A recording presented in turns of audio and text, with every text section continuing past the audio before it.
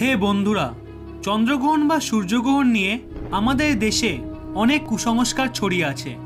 আর এবছর অর্থাৎ 2020-তে অনেকগুলি গ্রহণ হতে চলেছে।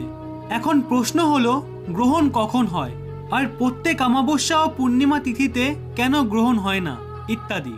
আজকের ভিডিওতে আমরা চন্দ্রগ্রহণ নিয়ে বিস্তারিত আলোচনা করব। সেজন্য অবশ্যই ভিডিওটি শেষ অবধি দেখবেন। চাঁদ পৃথিবীর একমাত্র উপগ্রহ। চাঁদ ও পৃথিবী সূর্যকে প্রদক্ষিণ করতে করতে যখন একই সরলরেখায় চলে আসে এবং সূর্য ও চন্দ্রের মাঝখানে পৃথিবী অবস্থান করলে পৃথিবীর ছায়া চাঁদের ওপর পড়ে, তখন সৃষ্টি হয় চন্দ্রগ্রহণ। যদি চাঁদ পৃথিবীর ছায়ার লাইটার পার্ট অর্থাৎ পেনুব্রা অঞ্চলে অবস্থান করে, তখন হয় পার্শিয়াল লুনার ইক্লিপস বা আংশিক চন্দ্রগ্রহণ। আর যদি চাঁদ পৃথিবীর ঘন ছায়া অঞ্চলে অর্থাৎ উমরা অঞ্চলে অবস্থান করে, তখন হয় টোটাল লুনার ইক্লিপস বা পূর্ণ চন্দ্রগ্রহণ।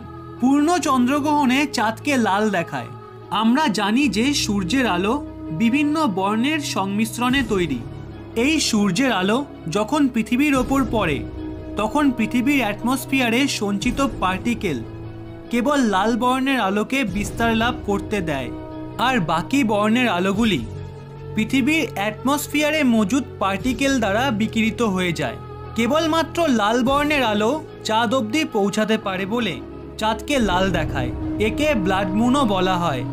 আবার অন্যদিকে প্রতি অমাবস্যা ও পূর্ণিমায় চাঁদ, পৃথিবী ও সূর্য একই সরলরেখায় আসলেও কোনো রকম গ্রহণ দেখতে পাওয়া যায় না।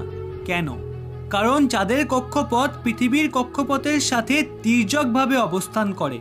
তাই চাঁদ, সূর্য ও পৃথিবী পুরোপুরিভাবে সরলরেখায় আসার সম্ভাবনা খুবই কম থাকে, যেই কারণে অমাবস্যার দিন চাঁদের ছায়া পৃথিবীর ওপর পড়ে না, আর পূর্ণিমার দিন পৃথিবীর ছায়া চাঁদের ওপর পড়ে না।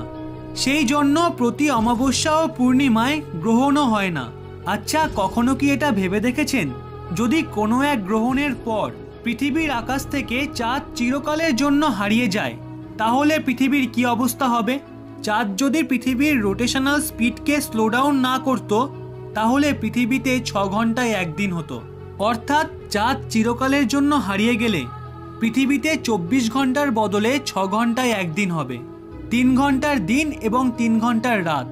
এত স্পিডে ঘোরার জন্য পৃথিবী সূর্যের আলোকে ঠিকমতো অ্যাবজর্ব করতে পারত না, এবং পৃথিবীতে তাপমাত্রা আজকের সময়ে সবসময় মাইনাসে থাকতো। এত কম তাপমাত্রায় H2O কখনো জলের রূপ নিতে পারত না। পৃথিবীতে জীবন্ত থাকতো, কিন্তু সেটা কেবল মাইক্রো অর্গানিজম ফর্মে। ধরে নিই পৃথিবী যদি গরমও থাকতো, তবুও এত স্পিডে ঘোরার কারণে পৃথিবীর সারফেসে সবসময় 200 থেকে 400 কিলোমিটার প্রতি ঘন্টার বেগে হাওয়া চলতো। জোয়ার ভাটা বলে পৃথিবীতে কিছু থাকতোই না। তাহলে এই ছিল আমাদের আজকের ভিডিও।